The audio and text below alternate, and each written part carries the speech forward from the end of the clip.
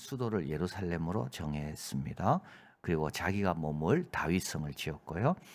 그리고 이제 언약궤를 모셔옴으로 예루살렘은 이제 통치의 중심을 넘어 영적인 예배의 중심이 됩니다. 그래서 1절에 보면 여호와께서 사방의 모든 대적을 파사 왕으로 궁, 이제 이 다윗성이죠. 다윗이 정한 궁입니다. 거기에 평안이 거하게 하신 때, 이 평안은 하나님의 행하신 일의 결과입니다. 그래서 여호와께서 모든 대적을 파사. 그래서 여러분, 하나님이 해주셔야 평안한 거지, 내가 어떻게 할 수가 없습니다.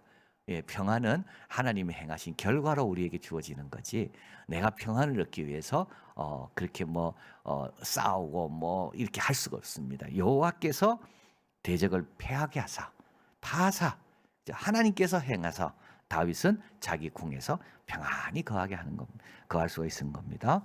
자, 2절 왕이 선지자 나단에게 이르되 볼지어다 나는 백향목 궁에 살거늘. 그 전에는 이런 궁이 없었습니다. 그래서 다윗과 함께 이제 나라가 안정되고 번성하니까 이제 왕도 제대로 된 궁에 거하게 되는 거죠. 그런데 다윗은 이 궁에 거하지만 영적으로 둔하여지지 않았습니다. 그래서요, 선지자 나단에게 나는 하나님의 교회는 휘장 가운데 있고 나는 이렇게 좋은 곳에 있는데 이게 말이 안 된다. 내가 아무리 생각해도 나는 평안한데 저 언약궤가 저 천막에 있다는 것이 나는 도저히 이해가 되지 않는다. 그래서 다윗이 이걸 어떻게 해야 될지 몰라가지고 선지자 나단에게 조언을 구하는 겁니다. 이거는 엄청난 일이거든요. 왜냐하면 성막은 하나님이 지으라 해서 지은 거지, 모세가 하나님 성막 좀 지으면 좀 이래 지은 게 아니잖아요. 그러니까 인간으로부터 비롯된 게 아니거든요, 성막은.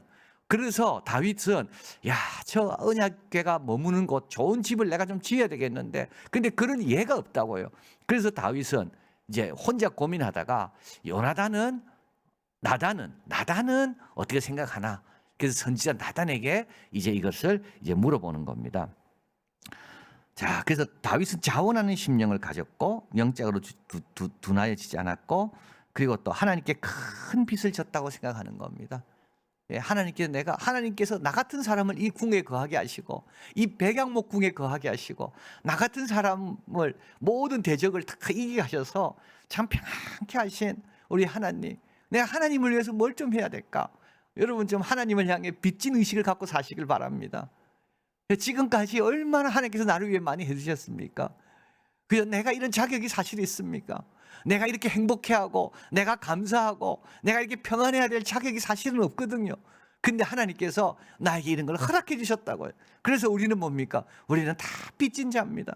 근데 다윗은요, 사울 같은 사람은 빚 많이 지고도 자기가 빚진 자 의식이 없습니다. 다윗은 빚진 자 의식이 있습니다.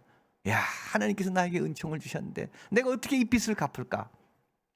자, 그래서 학개 선지자가 당시 이스라엘과 말한 것과 대조가 됩니다. 학개 1장 4절 이전이 황무하였거늘 너희가 판백, 이 아주 좋은 집을 이야기하는 겁니다. 아주 좋은 집에 거하는 게 가하냐? 그죠? 이 바벨론에서 돌아온 이 사람들은요, 성전 짓기로 돌아왔는데 조금 어려움이 있으니까 성전 그만 짓고 뭐 하고 있습니까? 자기 집부터 다 지은 겁니다. 그래서 자기 집은 너무 좋은데 자기 집에 들어가 보면 너무 잘 해놨는데, 어제 우리가 중국 가서 경험하는 거죠. 층계고 길이고 다 더럽습니다. 근데 문 열고 딱 자기 집에 들어가면 집 안에는 막 최고로 잘 해놨습니다. 이 사회주의 국가 사람들의 특징입니다. 모두가 쓰는 데는 깨끗하게 안 합니다. 그거 다 돈 드니까. 그래서 페인트 칠도 안 하더라고요. 층계 올라가는데 벽에 그냥 시멘트 그대로 다 있습니다. 근데 집 안에 딱 들어가면 집 안에는 잘 해놨습니다. 그러니까 본인은 이래 좋은데 거하면서 하나님은요, 이 짓다가 그 흉물스러운 그 건축물이 그대로 남아 있는 겁니다. 근데 다윗은 그렇지 않습니다. 선지자가 말하기 전에, 선지자가 뭘 이야기하기 전에 다윗부터 먼저 깨닫는 거죠. 나는 이렇게 백향목 궁에 거하는데 우리 하나님의 교회는 참 저렇게 텐트에 일시적인 장소에 저렇게 거해야 될까? 자, 그래서 이제 나단 선지자가 말합니다. 3절 왕께 아뢰되 여호와께서 왕과 함께 하시니 무릇 마음에 있는 바를 행하소서. 너무 좋은 거니까 나단 선지자가 보기에 이건 너무 귀한 마음이니까 그냥 행하십시오. 자, 이럴 때 이제 밤에 4절에 여호와께서 나단에게 임하십니다. 그래서 밤이라는 것은 꿈이나 환상으로 계시를 이제 하나님께서 주시는 그것을 뜻합니다. 5절에 가서 내 종 다윗에게 말해라. 이 다윗은 여전히 하나님의 종입니다. 다윗은 왕으로 하나님 앞에 있지 않습니다. 여전히 다윗은 하나님 앞에 어린아이입니다. 그래서 여호와의 괴가 들어올 때 춤췄잖아요. 미갈이 업신여겼거든요. 아니 왕다운 행동이 아니라고 저게. 여러분 교회 와서 예배 드릴 때요 사회적인 그런 거 다 거치장스러운 거 버려야 됩니다. 그게 다 어떻게 보면 오늘 새벽에 말씀드린 것처럼 죄가 만들어준 거 아닐까요? 그런 게 다. 그 형식과 체면과 남 앞에 어떻게 보여야 되는 이런 모든 것들은 사실은 에덴 동산에는 없었습니다. 에덴 동산은 벌거벗었지만 부끄러워하지 않았습니다. 근데 죄가 들어오면서부터 사람은 뭔가 자꾸 자기를 과시해야 되고 내가 누군지를 좀 뭔가 표현해야 되고 이게 다 죄가 들어온 거거든요. 그러니까 다윗은 하나님 앞에 정말 순수하게, 그래서 바지가 내려오는 것도 모르고 춤을 추는 그 다윗은 왕으로 하나님 앞에 가는 게 아닙니다. 여전히 다윗은 종입니다. 그래서 하나님이 내 종이라고 부르시잖아요. 이게 제일 칭찬입니다. 하나님께서 모세를, 여호수아를 내 종이라고 불러주시, 이게 최고의 칭찬인 겁니다. 예, 그래서 내 종 다윗에게 가서 말해라. 내가 나를 위하여 집을 건축하겠느냐. 6절 내가 이스라엘 자손의 애굽에서 인도하던 날부터 오늘까지 나는 집에 살지 아니하고 장막과 회막에 거하여 행하였다. 그죠? 이스라엘 백성이 이동할 때마다 하나님께서 이동하셔야 되니까 그래서 장막인 겁니다. 걷고 이동해야 되니까 하나님은 이스라엘 백성과 함께 늘 이동하는 분이시니까. 예, 그래서 이게 참 요 조화가 굉장히 중요합니다. 하나님의 이동의 자유와 또 하나님의 임재의 자리, 이 두 조화가 항상 같이 가야 됩니다. 그래서 여러분 하나님 늘 함께 계시니까 교회 안 와도 됩니까? 완전 잘못된 겁니다. 그럼 하나님은 교회만 계십니까? 교회 와서만 예배드리고 세상에서는 그냥 하나님 없이 살아야 됩니까? 이것도 완전 잘못된 겁니다. 교회 와서 예배 쫙 드리고 하나님 임재를 경험하며 그 힘으로 세상에 나아가서 하나님과 동행하는 거죠. 세상 살다 보면 하나님을 자꾸 잊어버리고 눈에 안 보이니까 자꾸 하나님과 멀어지거든요. 그걸 다시 회복하기 위해서 어디로 옵니까? 임재의 자리로 오는 겁니다. 그래서 이 임재의 자리가 중요한 겁니다. 그러나 임재의 자리에만 하나님이 계십니까? 그렇지 않죠. 우리 하나님은 이동하시는 하나님, 우리 하나님의 이동의 자유, 동행하시는 하나님. 그래서 이 두 가지가 항상 함께 같이 가야 됩니다. 그래서 지금도 이제 하나님께서 말씀하시죠. 너희들이 이동할 때 내가 나를 위해 집을 지으라고 말한 적이 있냐? 나는 너희와 늘 함께 했다. 그리고 7절 이스라엘 자손이 더불어 행하는 곳마다 내가 이스라엘 백성을 먹이라고 명한 이스라엘 어느 지파, 요거는 이제 지도자에게 내가 말하기를 너희가 어찌하여 나를 위하여 백향목집을 건축하지 아니하였느냐고 말하였느냐. 이제 우리 하나님은 백향목이 뭐가 중요한 게 다 하나님 건데요. 백향목으로 짓는다고 하나님 거 하시고, 예, 그냥 소나무로 짓는다고 하나님 안 거하시고 그러겠습니까? 우리 하나님이? 그럴 바에 우리 하나님 왜 이스라엘 택했겠습니까? 애굽을 택하시지. 그렇잖아요. 애굽에 바로가 가는 곳이 얼마나 대단하겠습니까? 우리 하나님은 그런 분이 아닙니다. 자, 8절 그러므로 내 종 다윗에게 이처럼 말해라. 만군의 여호와께서 이처럼 말씀하시기를 내가 너를 목장 곧 양을 따르는 데서 양 쫓아다니는 겁니다. 취하여 내 백성 이스라엘의 주권자를 삼았다. 그래서 여러분 양치는 직업은 절대 고상한 직업이 아닙니다. 가정생활이 안 되지 않겠습니까? 양과 함께 들에서 지내야 되니까는요. 가정이 되겠습니까? 안 됩니다. 그게 굉장히 천한 직업입니다. 그리고 늘 태양에 거슬리고 찬바람에 피부가 다 상하고 그게 누가 양을 치겠습니까?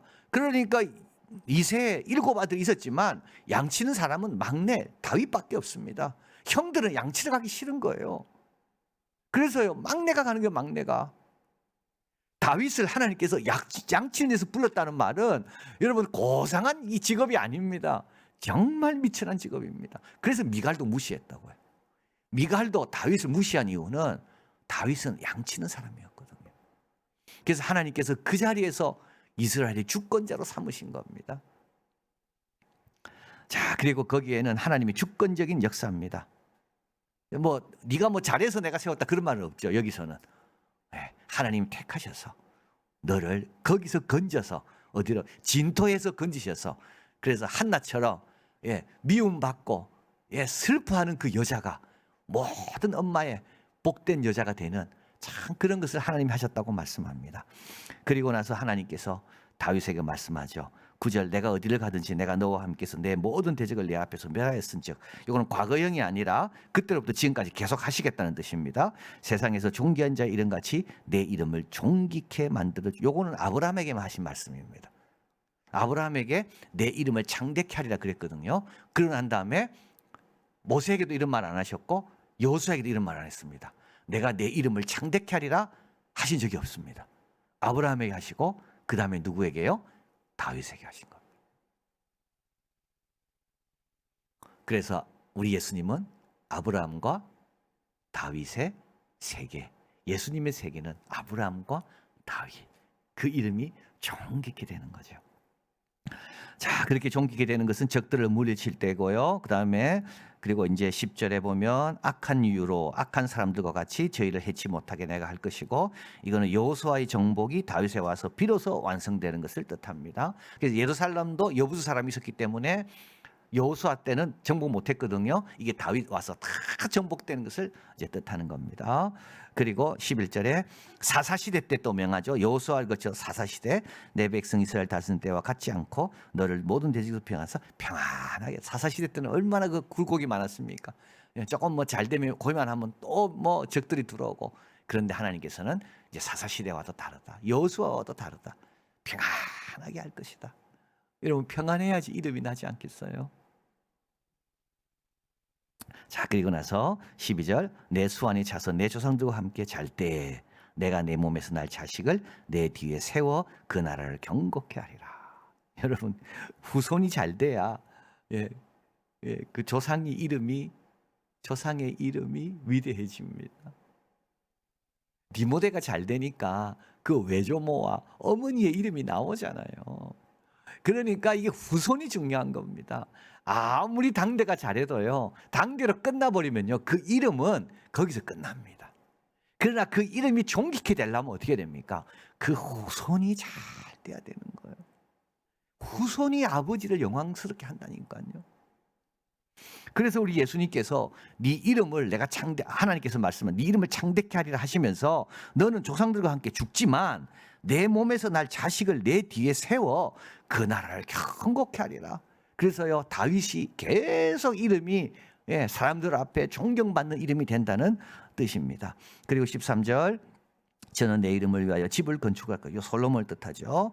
나는 그 나라의 위를 영원히 경고케 하리라. 자, 이 구절이 사무엘서에서 제일 중요한 구절입니다. 이 영원히 경고케 한다는 이 구절, 사무엘서에서 제일 중요한 구절은 바로 이 구절입니다. 메시아 약속입니다. 어떻게 그 나라가 영원히 경고할 것인가? 다윗의 위가 어떻게 영원히 경고할 것인가? 다윗을 넘어 영원한 왕이 오시는 약속, 이걸 다윗의 언약이라고 말합니다. 그래서 우리 하나님은 다윗과 언약을 맺으시는 겁니다. 약속, 어떤 약속? 너의 나라는 영원할 것이다. 내 위는 영원히 보장될 것이다. 이 영원이란 말을 하나님께서 넣으시는 겁니다. 이 말은 뭐냐면 오실 메시아가 다윗의 후손으로 오신다는 약속입니다. 자, 그래서 이것이 역사를 이끌어가는 원동력이 되고요, 구약과 신약을 연결하는 중요한 신학적 고리가 됩니다. 그래서 다윗이 이제 구약이라면 신약과 연결되는 이 중요한 고리가 어디냐? 여기에 있다는 거죠. 메시아 대망에 대한 역사적인 뿌리는 바로 이 구절에서 나오는 겁니다. 그전에는 없었습니다. 그전에는 있긴 있었죠. 너와 같은 선지자를 내가 일으킬 것이다 했지만 그거는 메시아가 아닙니다. 선지자죠. 근데 이제는 왕인 겁니다. 통치자가 오신다는 겁니다. 그래서 통치자를 대망하며 기다리는 이제 메시아 대망 사상이 이 구절에서부터 비롯되기 시작하는 겁니다. 우리 하나님이 약속하신 그 영원한 통치자가 누굴까? 이분일까? 저분일까? 계속 기다린 거죠. 다윗의 왕조가 끝나고 바벨론 포로로 끌려가고 다시 돌아오고, 그럴 때 요셉이 다윗의 후손 아닙니까? 마리아도 다윗의 후손 아닙니까? 그 집안에서 이제 누가 태어납니까? 메시아가 오시는 겁니다. 자, 14절. 나는 그 아비가 되고, 이제 솔로몬에 대한 말씀이죠. 그는 내 아들이 되리라. 이거는 이제 언약인데 약속하는데 오늘 입양입니다. 입양. 원래 우리는 하나님의 자녀가 아니죠. 우리는 다 입양된 거죠. 우리는 다 입양된 겁니다. 하나님의 약속으로 입양된 겁니다. 그래서 우리는 저번에도 말씀드린 것처럼 입양의 순서가 달라서 그래서 교회 생활이 어려운 거예요. 다 전에 살던 게 다르기 때문에 교회 생활이 어려운 거예요. 처음부터 그 집에서 태어나서 자랐다면 그래도 어렵잖아요. 그래도 형제간에. 근데 입양된 자녀들이 우리가 지금 몇 명이에요? 30-40명이 입양된 자녀가 같이 밥을 먹고 같이 생활한다면 얼마나 힘들겠습니까? 이게 교회 생활입니다, 여러분. 그러니까 교회 생활을 뭐 이렇게 이상적으로 생각하면 안 되고요. 근데 이걸 입양. 어떤 사람은 좀 먼저 입양됐고 그 텃세 부리겠죠. 와가지고 군기 잡고 그런 뜻이 아니잖아요. 뒤에 오는 사람 잘 도와주고 배려해주고 세워주고. 그래서 여기서 지금 입양 단어가 나오는 겁니다. 이제 언약을 통하여 나는 그 아비가 될 것이고, 원래 그 아비는 누굽니까? 솔로몬의 아비는 다윗이잖아요. 그런데 다윗의 아들이었는데 그걸 하나님이 내 아들로 내가 입양한다. 나는 그 아비가 되고 그는 내 아들이 될 것이다. 그래서 솔로몬 성전을 건축할 것인데 내가 내 아들로 입양할 것이다. 자, 그래서 어떻게 됩니까? 제가 만일 죄를 범하면 내가 사람의 막대기와 인생의 채찍으로 징계할 것이다. 근데 여기 사람과 사람이 두 번 나옵니다. 인생도 사람입니다. 그래서 결국 징계는 사람을 통해서 옵니다. 그렇죠? 예. 징계는 뭐 자연과 이런 걸로도 오지만 우리가 늘 부딪히는 그 사람이 사실은 우리에게 채찍입니다. 그런데 이 채찍은요, 아들이기 때문에 주시는 겁니다. 아들이 아닌 자에게는 채찍도 없다. 포기한 자에게 무슨 채찍이 있겠습니까? 버린 자에게 무슨 채찍이 있겠어요? 자, 그리고 16절 또 말씀합니다. 내 집과 내 나라가 내 앞에서 영원히 보존되고 내 위가 영원히 경고케 하리라 하셨다. 한 번 더 말씀하는 겁니다. 왕조의 안전에 대한 보장, 메시아에 대한 약속. 그래서 우리 예수님은 다윗의 뿌리가 되시면서 다윗의 후손으로 오신다. 그래서 사무엘하 이 7장에 있는 이 두 구절이, 이 구절이 이스라엘 역사를 이끌어가는 원동력이 된 겁니다. 아무리 어려워도 메시아가 오실 거다. 이스라엘 백성들은 하나님의 약속을 믿었거든요. 그래서요, 아무리 우리가 핍박을 받고 어려워도 메시아는 오실 것이다. 이게 역사를 이끌어가는 원동력이 된 구절입니다.